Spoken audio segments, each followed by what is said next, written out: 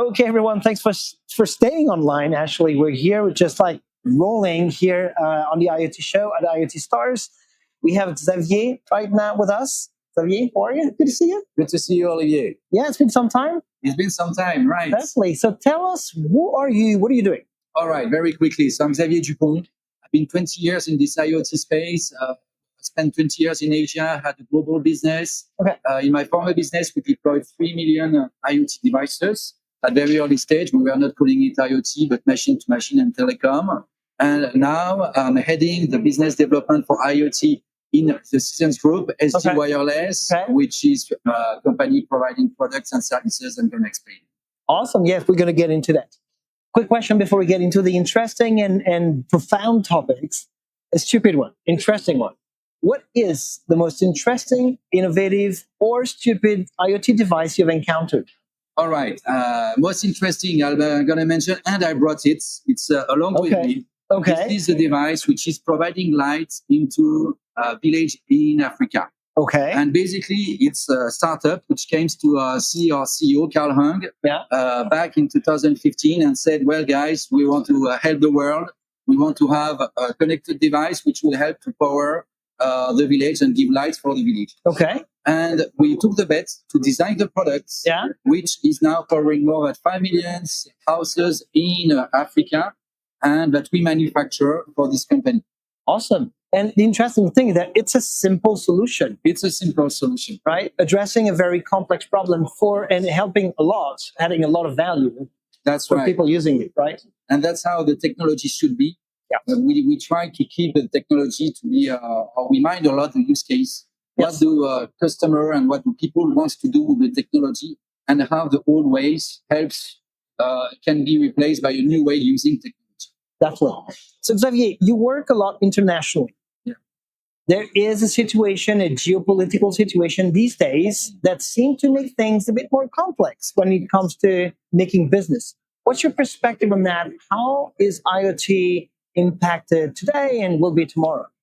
Well, in my view, it's heavily impacted. Let's remember what happened in 2022 during the component crisis. It was a nightmare. Yeah. Lots of companies, they had lead times of 15 weeks for a simple component. And let's not remember, if you don't have one component on your PCB, you cannot manufacture. Yeah, sure. So what we do in Systems Group is we have 4 facilities in the world: Mexico, UK, Malaysia, and China. Uh-huh. And what happened recently, we had a customer in October, they wanted to manufacture in Mexico, in, let's say, North America to reach the US market. Yeah. We had our Mexico facility. In January, they came back, say, hey, guys, I'm sorry, it's not possible to go to Mexico. Well, we have Malaysia. Malaysia, 0 tariff. So navigating this complexity today, I would call it a KO. Okay. You have to navigate the chaos. You need to have a partner.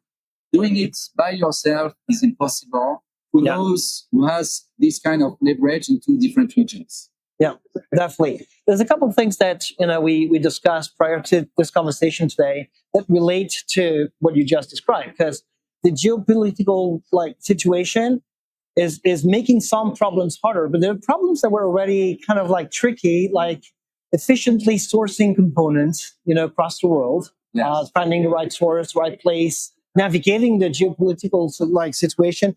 Can you tell me a little bit about how you do, good design, sourcing the right products, the right sources?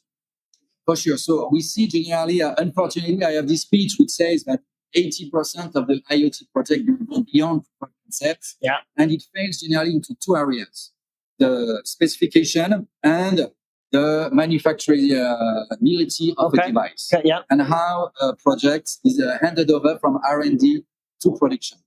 And in every company, you have these challenges between teams. So what we have in a Systems Group, because we are natively an EMS and we have the design capability and we understand the technology, we go with this design for manufacturing approach, TFM, which allows us to do that because we are into the high mix, low volume, which means we have more than 1,000 suppliers. More than 1,000 suppliers means that we need to be very efficiently sourcing, not only in some regions, sometimes due to supply chain, but also sometimes due to price. Awesome. And all this is taken into account at a very early stage when we get projects. And interestingly, you usually work with customers who don't know about all of that because they have a fantastic idea like this one. They don't know how to go to market, right? That's right. So awesome. Xavier, thanks a lot for your time today. Pleasure. I hope you're going to enjoy the IoT Stars party. I'm going to do it. Yeah, I'll see you around. See you around. Thank you, Olivier. See you, man.